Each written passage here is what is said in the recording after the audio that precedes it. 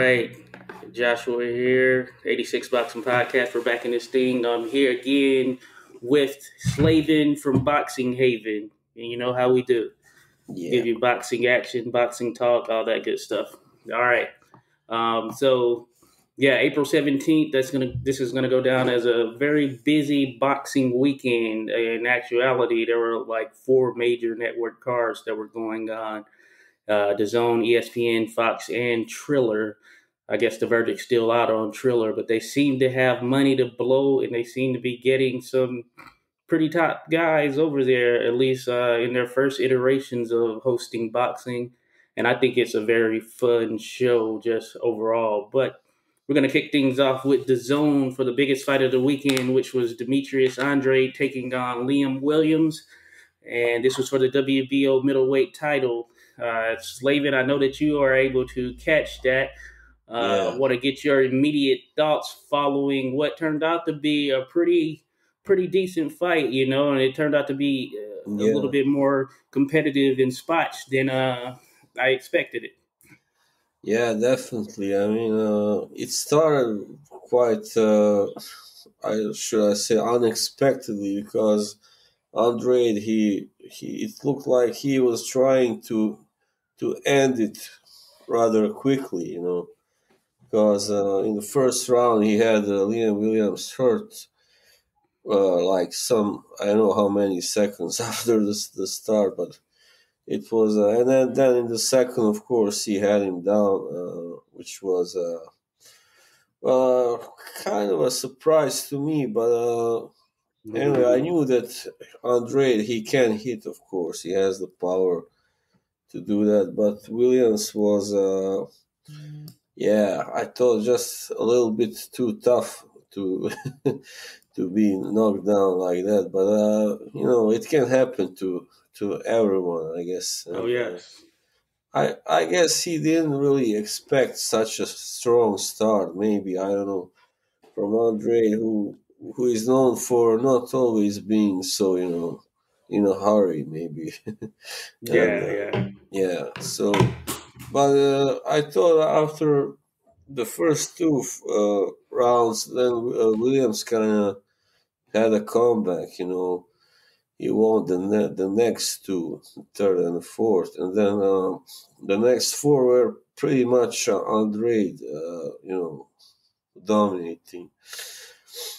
But he was trying to really catch, Williams' flush, and he did actually do that, but he didn't really catch him with anything so hard, that like in the second round. So. And then Williams kind of had another comeback after the 8th round. And in my eyes, some of those rounds were a little bit difficult to score, Oh, yeah, definitely. I kind of gave, I know you will not agree, but I gave Williams the 9th and the 10th and maybe the 11th as well, actually. So, and then, of course, Andrade, he came back and he took the 12th without a doubt. So, he won. So, my score actually was 115 to 112. Oh, okay. Wow. Yeah. You had it a lot closer than I did by a pretty sizable margin. I had it 118, 109. And I know there were some others that had it similarly. Yeah, that's the same as one of the judges. Yeah. I believe. Yeah. It is the case. I thought maybe it was like 2 of them that had it there, but one of them had it closer. I think I do agree that there were some very close rounds that could have gone either way. I can't remember which the exact ones, but I do remember distinctly in a couple of them. I said, you know what? Williams could have realistically won that round. And I think the reason I may have given it to Andrade in some of those closer rounds is because I just thought he was landing some very clean shots, especially with that right uppercut. He was able to land that on a recurring basis. And when it did land, it was legitimately snapping Williams's head. And he never really found a true answer for it all night. Now, it was a rough and tumble fight. One thing I knew Williams coming in, he was going to be game. I actually liked Liam Williams, and I know we were discussing like how was Chunky Smith, Liam Smith, how was he able to take out Williams? But Beefy. It seems that this version, Beefy, Beefy Smith, So I was wondering like how he was able to stop him, but this version of Williams, I feel, would give old Beefy problems for sure. Yeah, they may even defeat him at this point. Definitely, he should be able to do so. But I thought that Williams showed that he has a chin. He's game. He has heart. He was coming nonstop. He made it rough and tumble. He threw in a little bit of dirtiness at times, craftiness, some would call it, but it's what you need to do to try and get in the head of Andrade. And I think that he found success in some areas and spots in doing so. And that played out in his favor because ultimately he was able to hang in there and force Andrade to be 100% on his game the entire fight. And that's even after getting up off to the canvas. So overall, I think I do feel that Demetrius Andrade won, and I stand by my scorecard. But that being said, even with that margin of wide scorecard that I had, I think it still was a fairly close fight. Just if you look at sort of the peaks and valleys that were involved with it, they were pretty much right on each other. And I thought the story was pretty much Andrade's elusiveness and accuracy with that right uppercut versus Williams' ruthless aggression, his tenaciousness, and he was smothering Andrade. So I say he was really one of the first ones that really put Andrade in very, very uncomfortable spots. Yeah, definitely. I think the main difference between the two was the fact that Andrade was a lot more. He was able to land the cleaner shots simply. Yeah. Williams, he landed a few good shots, especially in the last half of the fight, and he did. But there were, I remember he also had Andrade hurt, but I don't remember what round. Maybe the ninth or something like that. Yeah. I do remember a shot where he did catch Andrade while Andrade was kind of bending, trying to duck and elude a shot. And it did look like it landed, and he really felt that, and he tied up immediately.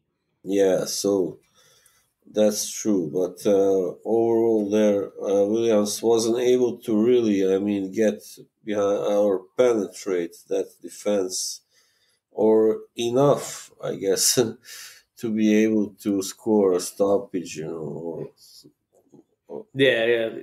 And I look back a little bit earlier, actually. I was surprised, but that was Andrade's first fight since like January of 2020. And I know the pandemic came about and all of that, but I felt like his name was being thrown out there all year. Yeah. And even at the beginning of this year, and this will have taken him to well over a year out. So I thought that's a pretty decent showing, considering he had a fairly inactive year plus over this last period of time, and I would think that after healing up and all that stuff, this fight in itself probably makes him or gets him a little bit more to where he was, or gets him a little bit stronger as far as facing whatever that next challenge may be. And speaking of that, that is a big question, not only for Andrade, but even Williams. What will happen next? Yeah. Now, I do know that they had some info out there that currently Triple G is in talks for a December 31st fight with Ryota Murata, which I think Eddie Hearn summed it up properly. Like, we're in April. He's planning for a December fight. I don't know if this means that Triple G is just intending to sit out this entire time until he gets to that point, or if he would actually take on the likes of an Andrade, who's certainly going to be more tougher for him than, say, Murata, who is more adaptive, more he would more be willing to step in and exchange with Triple G. I think more so than Andrade, who Triple G would have to try and find the entire night. Yeah, but at the same time, Triple G is now like 39, I believe. So Mm-hmm. I do believe he still has, of course, something left in the tank. He's not completely dry yet, but of course, he has had a few, his wars with Canelo and Danny Yeah, Jacobs, and they have kind of put a dent in him, definitely. And yeah, also yeah. that guy, Derevenchenko, as well. Oh yeah, that So, was a tough fight for him right yeah, there. so many kind of thought that he should have lost that fight, actually.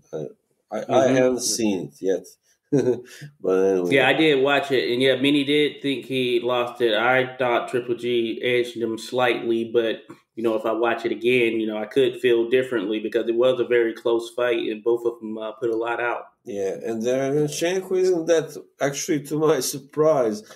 It was the other day that I found out that he's already 35, actually. He's not a Oh really young yeah, guy, he's not that much younger, but he started yeah, a lot later as a pro than hmm Triple G, so, you know, that all yeah, yeah, counts. So I don't know, yeah, maybe it's like he's on his last leg, definitely, Triple G now, and yeah. he's, I guess, thinking of securing another big money, a big payday. Yeah, I was Before, thinking about that as well. Of course, if he goes over to Japan, this is likely going to sell out over there yeah, with Murata and him being a champion that they back. Same would be the case for anyone going over to fight Inoue in some major fight. It mhm. would be a big money fight in Japan or wherever it's held theoretically, because as we've been seeing as of late, they're really just looking at multiple spots and generally are willing to take the biggest offer, it seems. And he's always, I mean, people always come to watch him, of course, because he's got that fan friendly style. Yeah, yeah, uh, yeah. he's always looking for a knockout, you might say. And yeah, Yep. So yeah, he has a IBF and IBO championship. Murata has a WBA, so that would make for an interesting matchup. oh And yeah, ultimately, with so the WBC, yeah, that's Charlo. Yeah, it'll be interesting to see if we ever get to a full undisputed unification fight, yeah, the which Charlo, may yeah, be that's right. unlikely. Which Yeah, may very well be I unlikely. don't know. I would prefer. Maybe I think I would favor Murata over him because of Triple G now. But it's You would not favor like, Murata over Triple G yeah, if they fought?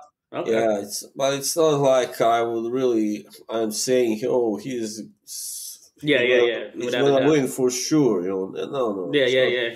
But I yeah. just kind of favor him on paper, at least, because he is yeah, younger and he's a little bit also more hungry, I guess, now, yeah, still. yeah. So, Triple G has really accomplished a lot already. So, he cannot be Yeah, that I think hungry.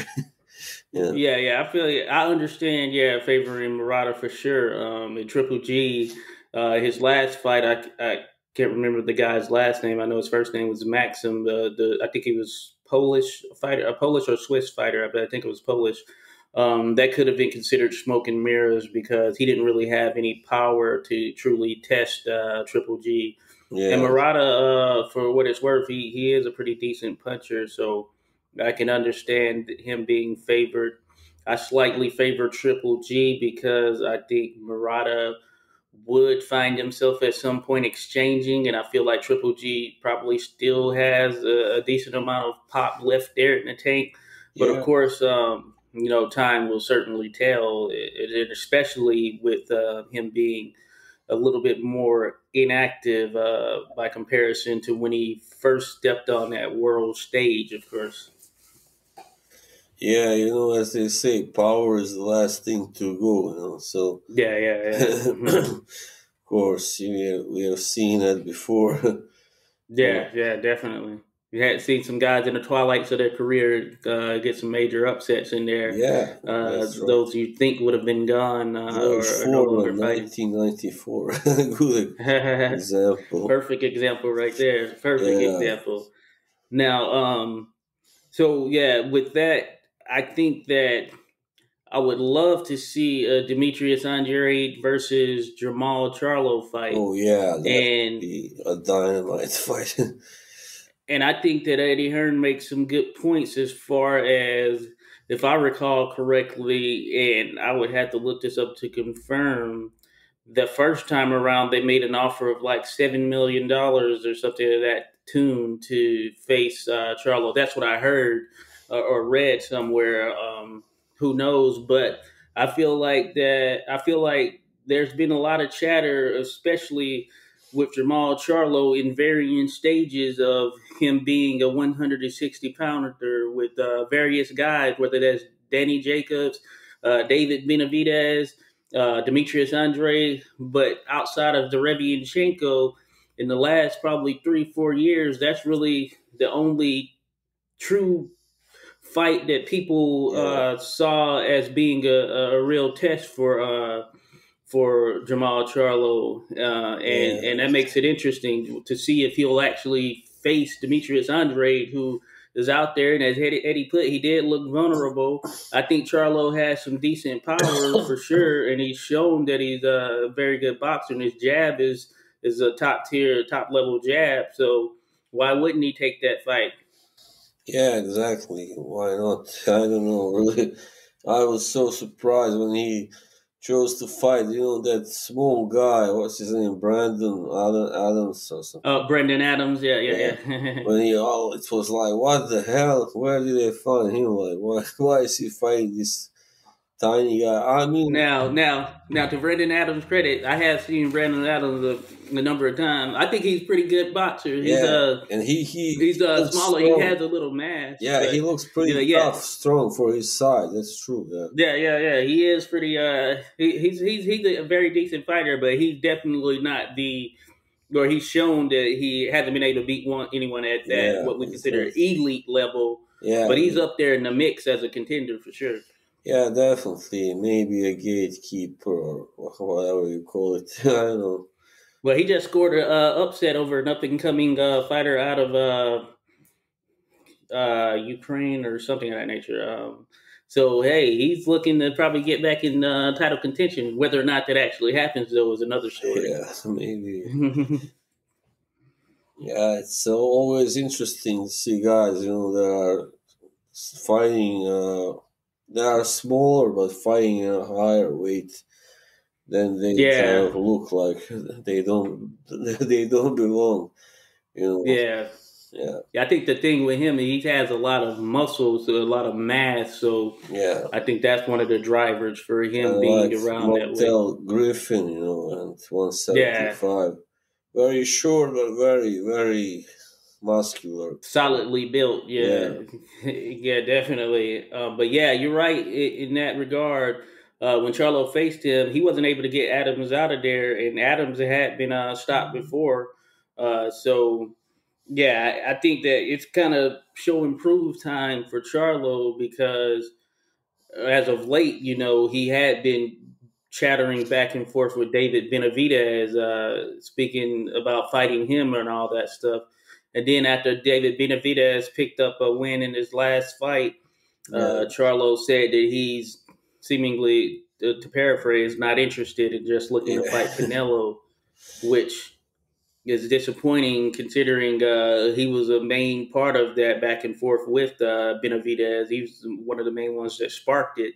So he's got I think this is a show improved type of year for him as far as what he does after this fight that he has on the schedule, which we'll talk about a little bit later. But yeah, we'll have to see what he really is going to do for the remainder of this Yeah. year and moving forward. And speaking of Charlo, I believe Tony Harrison had a fight last night. Did you see what that one? Oh yes, I did see that. So that's another one of the bigger fights, shifting from the zone to Fox. This is a Fox headliner. I was able to watch it. He took on Bryant Perella. Yeah. Did you catch it or not? No, that's why I was Okay. just curious what happened. Yeah, so it ended up being a split draw, Oh no. and it was I won't say it. Excuse me, it wasn't an overall like bad performance from either fighter. I thought it was a bit uninspiring as far as being the main event for this Fox card. Yeah. Tony Harisson, he's being trained by his brother at the current moment. His father was previously his trainer who passed away this past year, unfortunately. So this is his first time getting back in the ring since then. And Bryant Perella, he's trained by Roy Jones Jr., so he has a nice pedigree in his corner as far as what he'll do moving forward. In all actuality, I actually thought that a case could be made that Perella won that fight. To be honest with you, but we know how it is. He ended up, Tony Harisson ended up getting one of the judges to see the fight in his favor, and then of course one had it a draw. He is the bigger name, and yeah, he was the bigger name. So I won't say it was necessarily home cooking. It ended up being a draw or whatever, but I will say that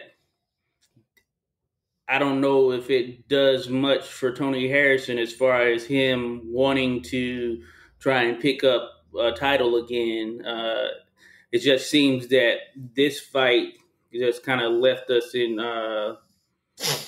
purgatory. I think that's the word they say, because I don't think he showed enough to warrant a title shot. Maybe they'll run it back. It seemed to be a pretty tough fight for Harisson, and that could have been for a multitude of reasons. But Perella, hey, he showed some grit. It showed that, hey, he's a real fighter up in there. But it's just overall not inspiring. Yeah, to me, Tony Harisson always looked like he kind of lacked something. He has pretty good boxing skills. He has pretty good power, but he has been stopped, like, against Willie Nelson, for instance. Yeah.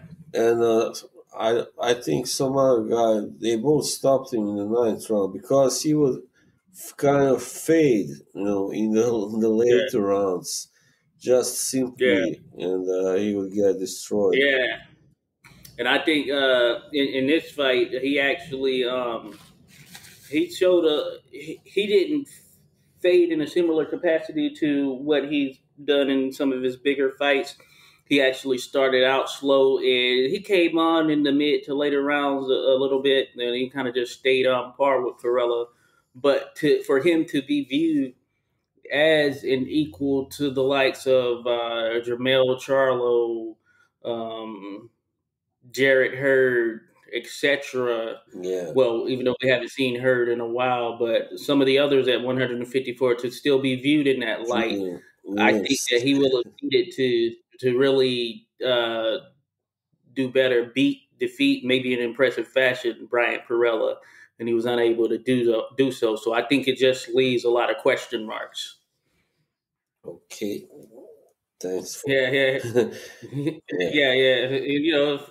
the way it is sometimes. I was going to mention that of that card, the best fight that seemingly was on that card ended up being this guy I saw for the first time as a Nigerian. His name is Efe Tabor. I could be wrong. Apochi. And he took on this guy named Dion Nicholson. Now, both of them came in undefeated. This Apochi, this Nigerian fighter, he was 10-0 with 10 knockouts. And Nicholson, he was 14-0 with 13 knockouts. Wow. And ultimately, it came down to Apochi really showing that he had brute strength, and he was going to be a player at cruiserweight. This was a cruiserweight fight. Oh, right. They both came in. I know Nicholson was at about 193. Apochi was a bit higher than that. But he ended up he's like a massively built cruiserweight, and he seems to have power in both hands. And he picked up another stoppage, and he didn't ever look in trouble, even with this other guy coming in who was undefeated and seemingly had power. He never looked in trouble. I think if you check out that fight, you'll see what I'm saying. It was a third round KO, and I think he could be a player at cruiserweight, especially with his power taken into account. We'll just have to see, how he continues to look as we see more of him. This was my first time seeing him, at least, but it's a name to look out for. F.A. Pochi, Okay. Nigerian. I know these Nigerians. I don't think I've never seen a Nigerian boxer below cruiserweight, because they are also big, heavy, yeah. very strong, muscular guys. I don't think definitely. I have even seen a light heavyweight from Nigeria. They're all either heavyweights or cruisers. I think the one guy, I think he was at light. You remember Coyote or he was a cruiser. Yeah. You know what I'm talking about, right? He ended up fighting, losing to Tarver or something like that. Yeah, Tarver. That guy, he was like a little bit nuts. Yeah, I can't remember. I think it was Coyote or something. It was his last name. Latif Coyote. Yeah, that's right. Oh yeah, okay, yeah, Latif Coyote. Yeah, he was one of those guys who was he was built like that.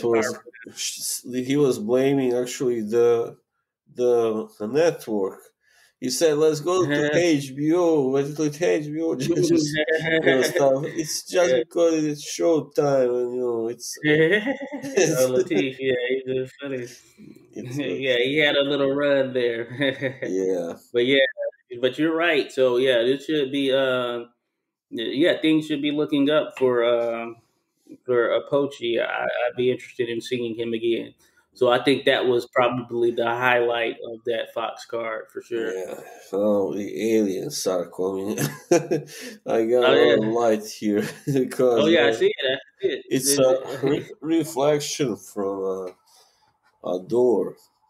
Okay. Yeah, that is pretty crazy. Be on the lookout. Looking pretty weird, yeah. Yeah. That's funny. But I was thinking back to the DAZN card. There's this guy Carlos Gongora. Carlos Gongora, who really I had just saw for the first time. I just missed that fight when I arrived. Okay. I didn't even know they were gonna show it. In this time when it's before midnight. Okay. So and then a friend tells me, "You're gonna watch that fight, Andrade?" And I said, "No, it's in USA. No, you can watch it now." Like, okay. So So you missed that then. All right. Yeah, there were a couple of good ones on there. But Gongora, he defeated Christopher Pearson's it was a 8th round stoppage. Right. And he has an IBO belt. I only became familiar with him in his last fight because he took on Ali Akhmadov, a Kazakh fighter who, for all intents and purposes, was headed on a pretty high trajectory, viewed as someone who would become a contender and ultimately a titleist probably sooner than later. Yes. And Gongora was able to beat him back in December. So I saw that Matchroom signed him sometime shortly after that. I think he was brought in as an opponent because he's Ecuadorian. Yeah, and you never know. Before that, I also think one of those other, maybe from Uzbekistan, he lost. He was also very very highly how do you say, touted. And then he just suddenly lost by a knockout to this Russian Fedosov, I believe. And he was called. I think I watched that fight. I think it was Majido, something like that. Yeah. Yeah. Muhammad, I know. Yeah. That's right. Yeah, Uzbekistan has a lot of good fighters out there right now. Really. This is like their moment. True warriors, killers.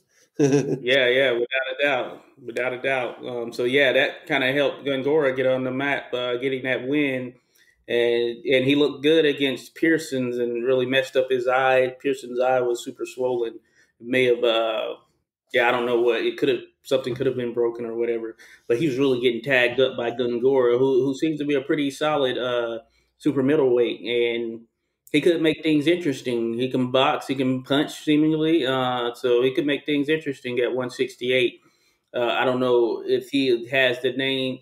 Well, I guess with Canelo, you don't necessarily need the name value, but if he continues to look impressive, it'll be interesting to see if Canelo does anything and wants to fight him. I know that IBO isn't necessarily viewed in that same light, even though we see it referenced more as the other four major belts. But hey, it could be something of note to see what takes place in the future, considering Canelo has been working with DAZN, he's been working with Matchroom and DAZN. So maybe that's something down the line if Canelo is truly continuing with that intent to become undisputed at 168. Maybe we see him even facing Gongora in the future. I watched the interview from last year, and he said he was now going to concentrate on 168 because he felt that 175 was a little more of a risk, I guess, because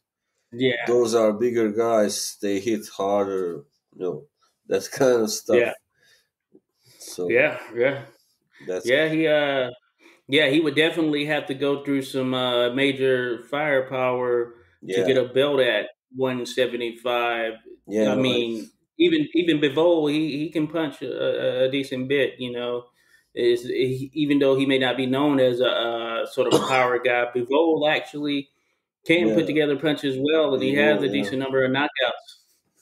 Yeah, I mean, he's become more like a boxer. Before he was, scoring some good knockouts. Pretty eye-catching, but now he has become more like a guy who wins on points. I don't know why, but I guess. I think it's that he's got the belt, and I really like Bivol. I think he's a great all-around fighter. But I think he's been content with definitely making sure he gets the W by any means.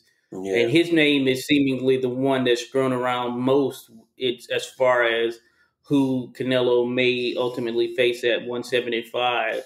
I think it probably works out in Canelo's favor to take on the likes of Bivol or Joe Smith Jr. even, for instance, because from a fundamental perspective, Joe is good, or he's decent, but he's not an elite level fundamentalist, and he's been able to be outboxed in the past. He's a puncher who kind of maybe recently was taught to box a little. So that's how it is. I think, that's what. Yeah, and he looked good over his last several fights. Definitely. He didn't look very good against in this last one against Maxim Vlasov, but he weathered the storm in a sense. I was a little disappointed. I thought he would stop Vlasov eventually, but Vlasov has never been stopped. So he landed some good shots. I think Vlasov probably gained a more mass amount of respect with that fight against Joe Smith Jr., who many think that he may have won. I didn't score it, but could I see Vlasov winning that fight just based on what I saw? Without a doubt. So he's very experienced, also, and also taller than Smith. Quite. Yeah, and he had fought at cruiserweight, so he's come down to 175. He's so 6'3.5", I believe, something like that. Yeah, so it makes things interesting because I'm sure that Joe Smith Jr., that's not a fight. He's not going to want a rematch with Vlasov. So he's probably going to go for that big money fight, which signs seem to be headed towards him and not Bivol, but someone who is beatable, so simply, and that he knows that he can knock out. I guess he has a good chance of scoring a knockout against. Him and Artem Beterbiev would be a exciting fight. That would I would think. very exciting. But I think Beterbiev wins that fight, most likely. Yeah, same here. Same here. I do agree. The only thing that I see stopping Beterbiev at this particular point is time itself. Yeah. That's the only thing I see stopping him because he is, what, 35, 36 now, somewhere in there. Yeah, something like that. Yeah, so that's what's going to be to stop him. I he's believe. been kind of waiting also too long. I guess he hasn't fought enough. I think. Yeah, he Last had a year. period. Yeah, he had a period where he was going through some promotional issues, and he had Oh a yeah, long right. sort of gap or break where he wasn't fighting. And this was while he was still a hot name just being talked about, but he was unable to get any major fights. So that has definitely done him a disservice in some sense. But he has, of course, pretty good motivation because he's like a hero to his own people, and Oh yeah. he's right now the only one, I think that is from that area that is world champion, Okay. doing very well. There are some other maybe prospects from Chechnya and those places, Yeah. but there's that guy Umar Salamov. Yeah, that's right. But Who's that? he's a light heavyweight. Umar Salamov. His name Oh, is. okay. Yeah. But he's not. He doesn't look like he's gonna get too far because he's already been beaten by someone who is not, Okay. like a top fighter. So anyway. Okay. Yeah, interesting. Yeah, but yeah, I know that. Yeah, Better be. Yeah, he has that respect and stuff. Yeah. Back home, and generally, if you bring up his name in boxing, I think for those who are fans of the sports, they really have nothing bad to say about him. They view him as an elite, top tier fighter in this sport. Yeah. And they understand that. Yeah. He's just, simply been, how do you say it? Simply been awesome. So far, quite Yeah, intimidating. Yeah, also the way he has yeah, knocked out everyone so far. And, yeah. And he's knocking out the elite level guys. yeah, some of those guys Like Gavosdik. were pretty good. So For him to stop Gavosdik in the way that he did, I think that opened up even yeah, more eyes. The thing that probably did it for me was seeing the way he destroyed Tavares Cloud several years back. yeah. Tavares Cloud still seemed to be pretty formidable and a strong fighter, but Beterbiev just absolutely destroyed him. Cloud, yeah, I liked him. I remember when he first became the Yeah, champ and then he beat Glenn Johnson. He looked good against Johnson, who wasn't yeah, yet shot. And so, but oh, then he yeah. kind of, I guess, he started, as they say, resting on his laurels a little bit too much. Maybe, I don't know what happened. And then he stopped, developing, whatever. Yeah, I just recently ran across his name, and he had been out and hadn't fought since like 2016 or 2017. But he actually had a fight. I think it was last year. Oh, So this was one that went under the radar that I don't recall even hearing anything about. I thought he was like officially retired and done, yeah. but he has fought within this last year or whatever. And I don't know if that means he's going to continue forward or not, but Yeah, we'll there have see. been several such unexpected comebacks in the last 5 years or something. Yeah. Yeah, Sergio Yeah, for Martinez came instance, back this last year. yeah, you had Razor Radok, for instance, coming back. Like nobody would have ever expected that. uh, I had like now during this time frame, yeah. like he's trying to make a comeback.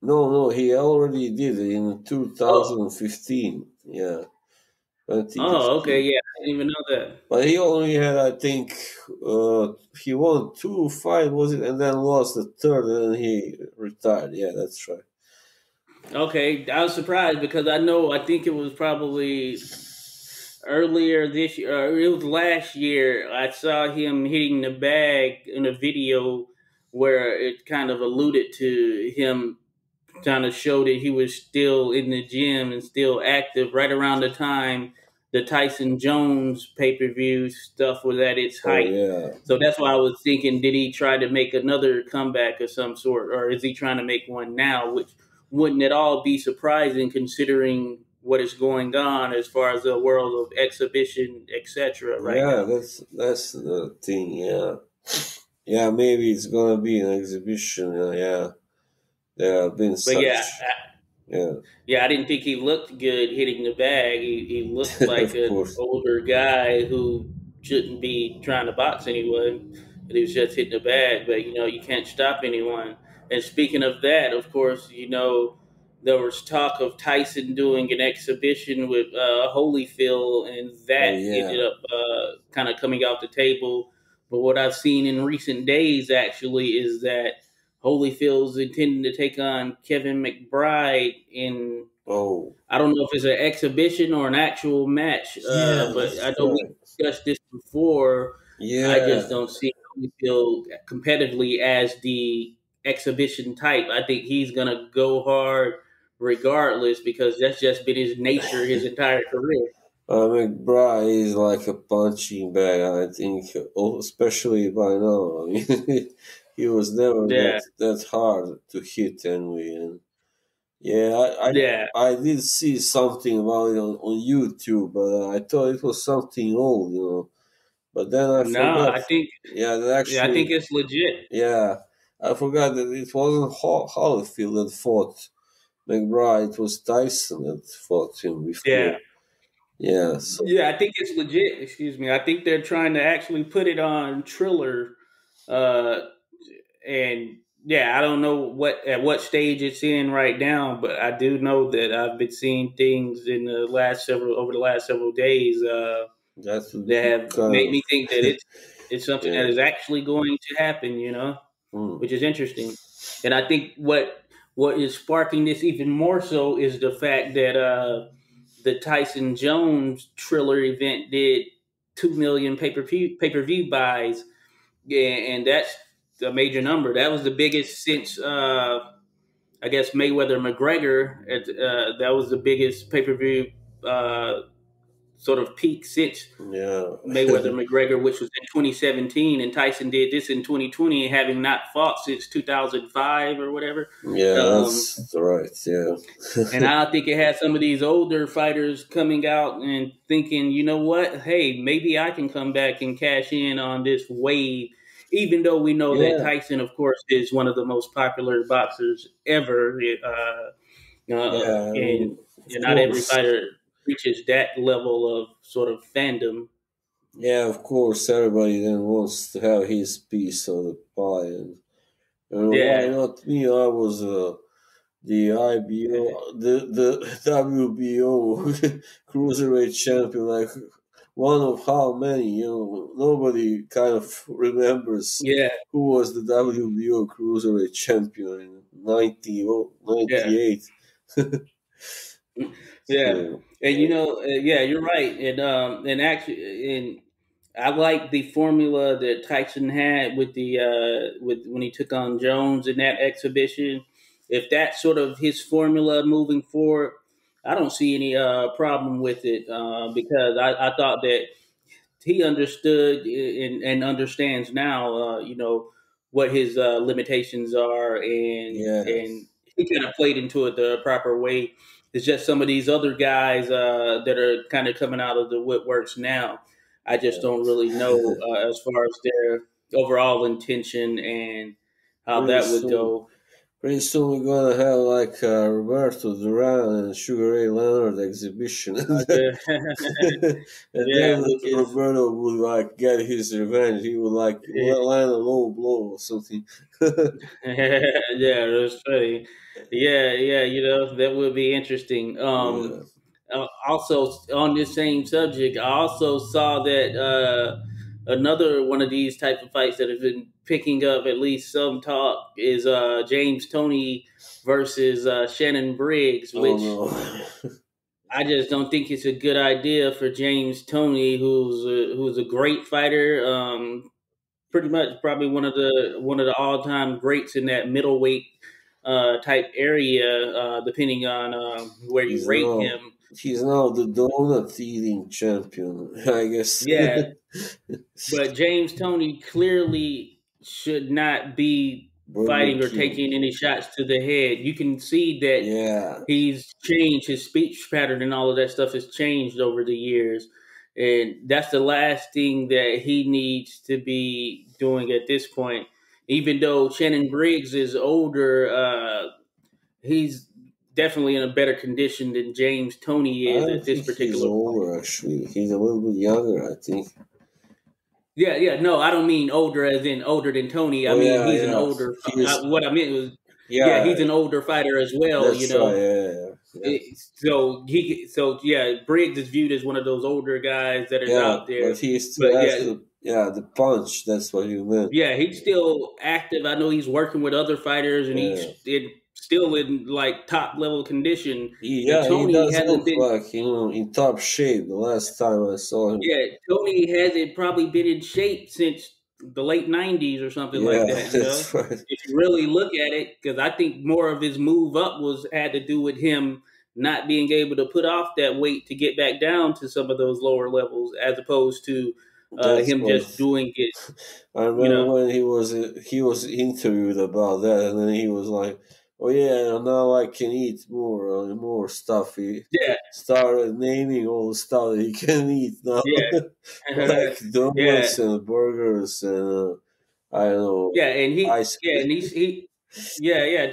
And he stylistically had the type of style that would allow for him to go up and find some success, just given his defensive nature and his craftiness. Yeah, he was like very. Yeah, that's right. He's. Yeah, I don't think. Yeah, I don't think he moved up without out cash. You know what I'm saying? Because he was so good defensively, he wasn't really a guy who needed to move so much. I guess Maybe, yeah. So he didn't need such a great stamina, maybe. Yeah. So it's interesting. So that's out there. I saw it. I actually ran across it on Instagram. It was being promoted by James Toney from his Instagram profile, and he was taking a shot at Briggs. So I think Toney is serious about it, but of course we'll see if. And I'm not sure. Very stubborn guy. Yeah. And, it will come down to the commissions. I would like to say that the commissions probably wouldn't license him. But then again, when money is involved, you just never know. Stranger things happen. While we're still on Tony, I saw that picture you put out with saying, "I got milk, baby." That was so funny. I remember the first time I watched that interview, he was like, "I got milk, baby." Such a right. I thought it would be funny to put that there, considering that big cow in the background. It was one of the funniest, I think, shout-outs by a boxer I ever heard. Like, and then when he was going on, that was of course much earlier. Like Burger King. It was like, Tony is celebrate his birthday, whatever, at Burger King. Oh yeah, without a doubt. Yeah, he was an interesting character, and he was able. Yeah. I remember that the publicity behind that crossover fight with Randy Couture, even though it didn't live up to the hype in any way, but there was a lot of publicity behind it, and it was funny going through that process. Painful fight. Without a doubt. Wait, that was when he lost to Couture, was it? That? Yeah. He basically, as soon as he went down, he couldn't get back up. Couture just held him down and practically just, But Tony he did work. Yeah, he did knock out one of the other MMA guys. Do you know who that was? It was one of them. No, I don't. I don't know It either. slips my mind. I remember him in Couture. I know there was a lot of build up to it and certain things that were taking place Yeah, prior to that ultimately coming to fruition. But yeah, I'd have to look back on some of those details to get there. yeah, Um, yeah, but I know that there had been others.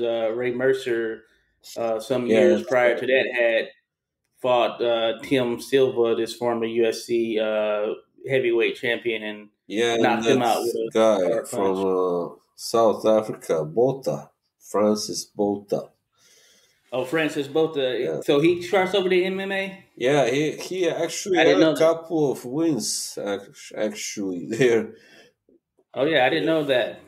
But he was not very successful. He didn't stay there very long, of course. He was already well past 40, I think. Yeah, Yeah, uh, yeah, strong guy, yeah, but yeah, yeah. I remember. Yeah, I remember. Of course, yeah. He been in with some pretty good guys. I remember yeah, Tyson dropping him with a hard yeah. right cross. He was a pretty good fighter. He just lacked the big punch. That was his big weakness, I think, Bota.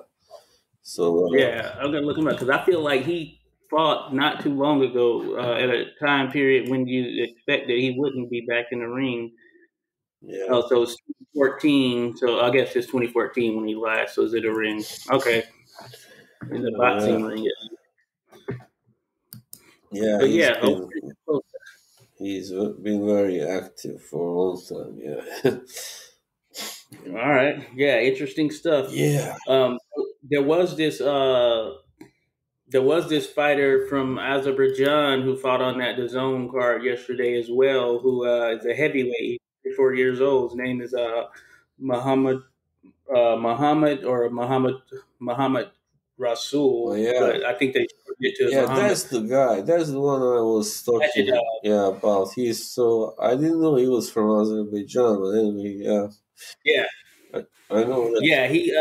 yeah, Yeah, he fought on this zone card, and he was 3-0, three knockouts. He took on Andre Fedosov, yeah, who's this, I believe he's a Russian fighter. yeah. Now I knew who Fedosov was because I actually had saw him fighting in that Boxino tournament that took place back before ESPN shifted from the sort of Friday night fights type of production before they got to where they are now. But I remember seeing him fight in that tournament, and that's the same tournament where Brian Adams, the guy we were talking about earlier, who fought Charlo, he fought in that tournament and ended up losing to, I want to say John Thompson is the guy. He got knocked out by him, Brandon and Adams. both of them.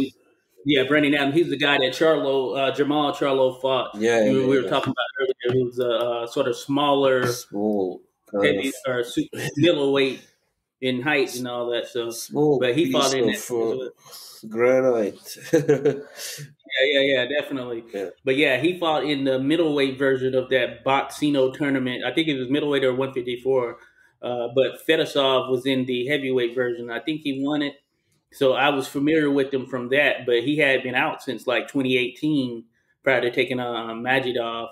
I don't know if you saw the actual any clips of the fight, no, um, no.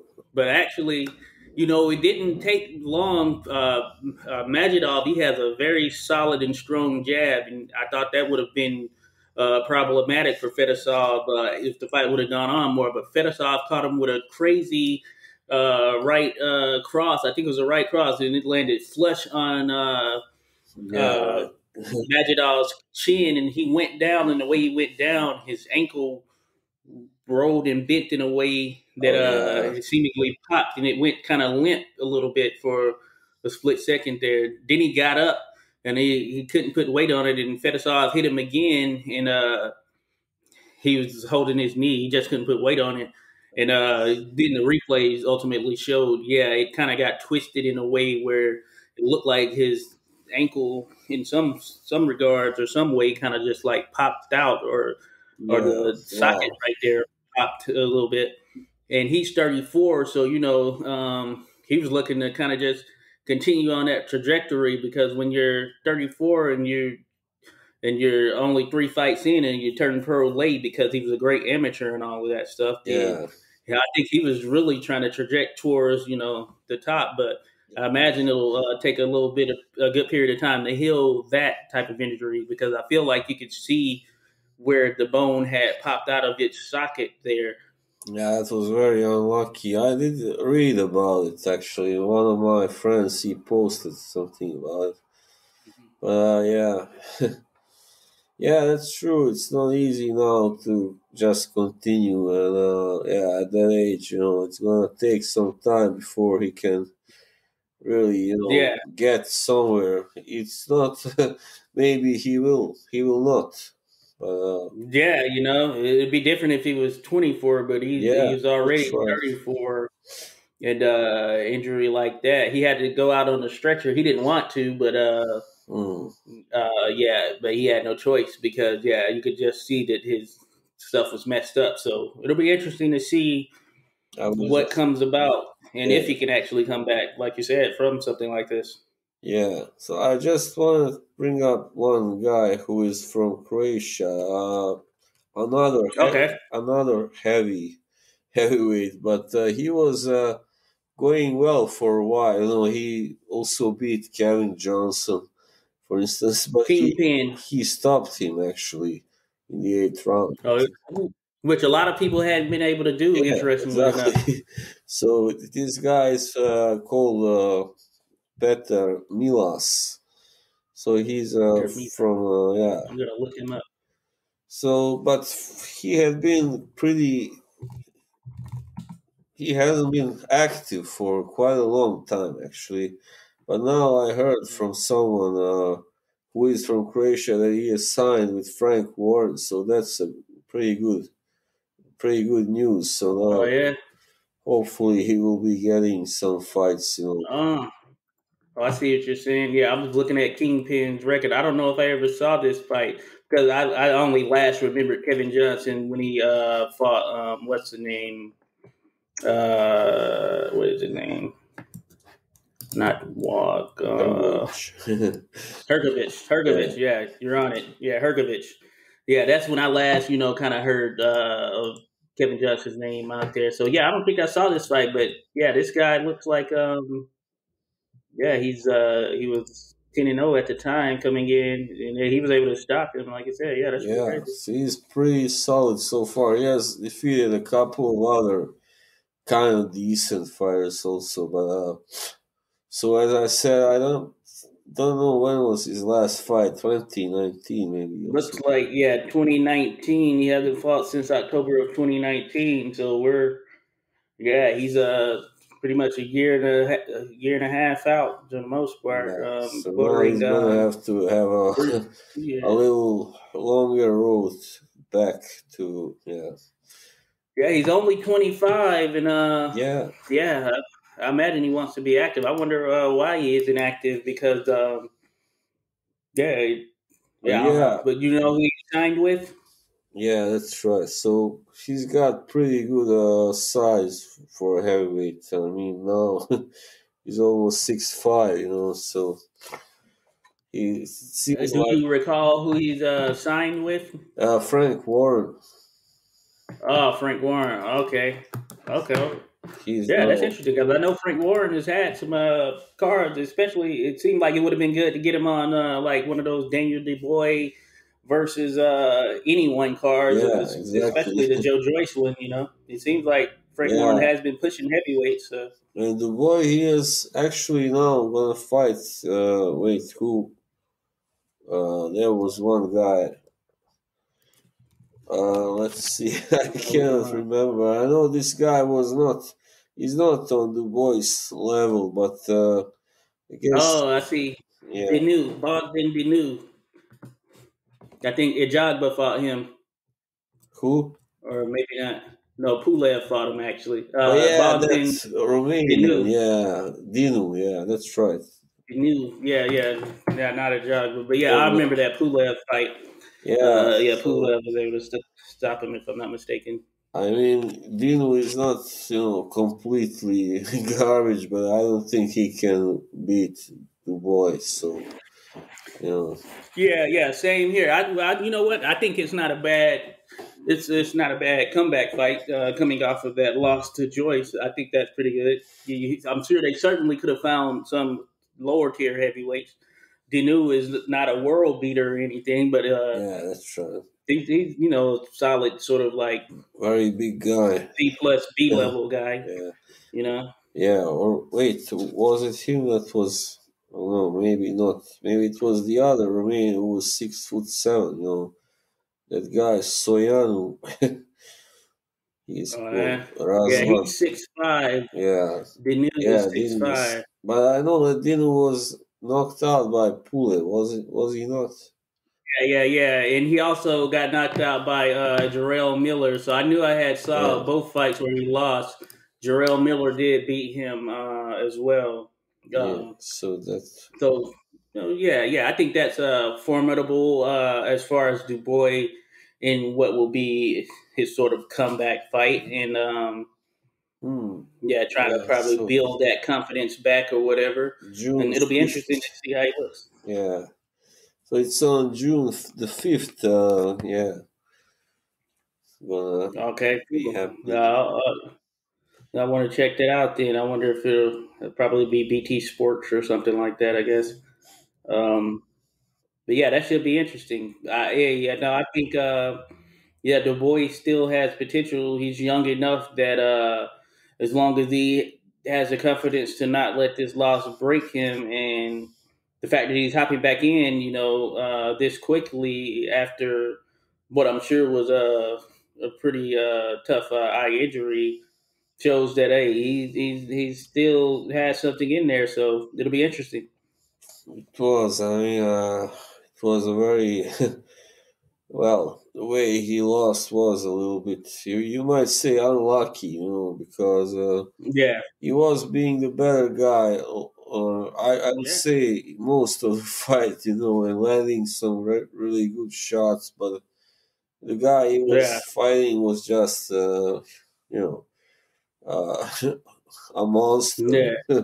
So Indeed, and he's a big, strong guy, and yeah, maybe in hindsight, who can he take wouldn't punches have been as really good. yeah he can, and in hindsight, maybe Du Bois wouldn't come out as aggressive as he did because Yeah, I feel like he may have started to feel his power a little bit and thought that he could get uh, Joyce out of there early, and that ultimately didn't play into his favor. That aggressive nature early yeah, on with that's the such a thing. big guy. Yeah, he was just because it was the first time he was fighting him, and he thought, oh, Yeah, I can get him out of there. Just I just have to yeah. land enough the big shots and be very aggressive, but it didn't work that way, unfortunately. Yeah, it definitely did not, and I was actually that actually made me look at. I want to see what is going on with Joe Joyce. So I was wondering if him and Usyk The would ultimately juggernaut. fight. I don't know if that's going to happen. I wonder if he's gonna start coming out to fights with that big skull cap, like because his alias is the Juggernaut, like the guy from Oh X Men. yeah, I'm sure that would get some sort of crossover attention for Yeah, sure. like I am the Juggernaut. Yeah. So yeah. So he's out. So yeah, I wonder if him and So Usyk, yeah. So he fought Chisora in October. I haven't heard any real definitive chatter around that fight, but I wouldn't mind seeing Usyk. Usyk and Joyce. But maybe is Usyk was he some kind of mandatory for one of the belts that Joshua has or something of that nature? I think so. WBO because he was no, just a second. Yeah, I think he was for one of them anyway.